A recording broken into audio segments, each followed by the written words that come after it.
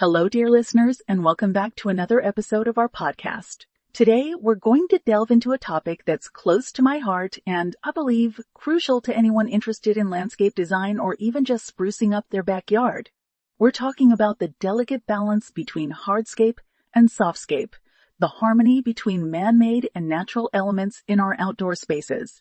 Let's start by defining these terms for those who might not be familiar with them. Hardscape refers to the inanimate, man-made parts of the landscape. Think patios, walkways, retaining walls, outdoor kitchens, water features, and so on. On the other hand, softscape is all about the living, growing parts of the landscape. The trees, shrubs, flowers, grass, and other plants that bring life and color to our outdoor spaces. Now, achieving a balance between these two elements is not as simple as it might seem.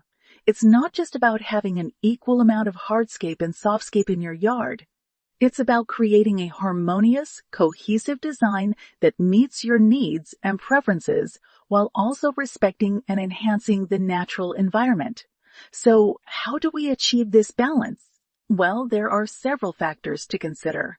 Firstly, think about the purpose of your outdoor space. Are you creating a place for relaxation and contemplation, or do you need a functional area for outdoor cooking and dining? Maybe you want a safe and fun space for your kids to play, or perhaps you're a keen gardener looking to showcase your plants. Your intended use for the space will greatly influence the balance between hardscape and softscape. For instance, if you're creating an outdoor dining area, you'll need a significant amount of hardscape for the patio, outdoor kitchen, and dining furniture. However, you can soften the look and feel of this space with some carefully chosen plants, perhaps some potted herbs on the kitchen counter, a trellis with climbing vines to provide some shade, or a border of colorful flowers to add a touch of beauty and attract pollinators. On the other hand, if you're designing a tranquil garden retreat, you might want to minimize the hardscape and let nature take center stage. A simple stone path winding through the garden, a small wooden bench under a tree, or a discreet water feature could be all the hardscape you need.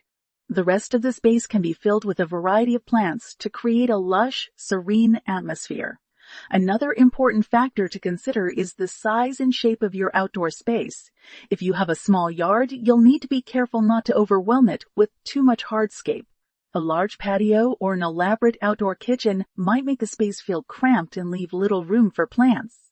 In this case, consider using vertical space for your softscape.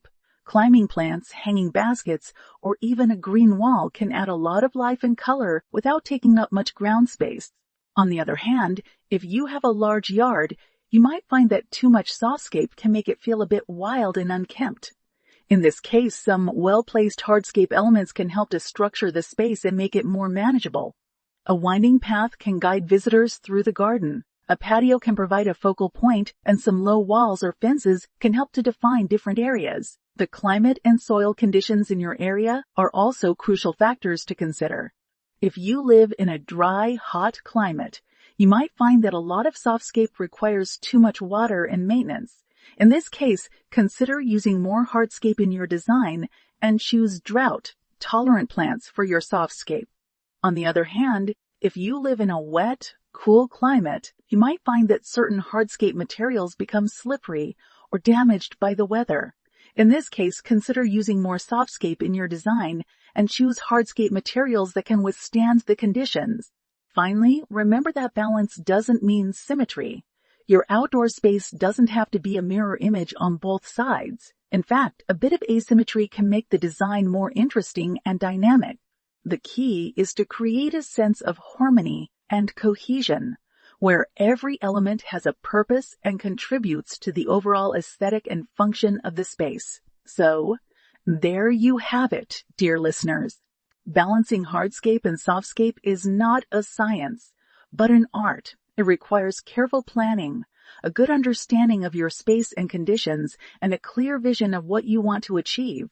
But with some creativity and patience, you can create an outdoor space that is not only beautiful and functional, but also in harmony with nature. Thank you for joining me today on this journey through the delicate balance of hardscape and softscape. I hope you found some inspiration and practical tips for your own outdoor spaces. Until next time, keep exploring, keep dreaming, and keep creating your perfect outdoor oasis.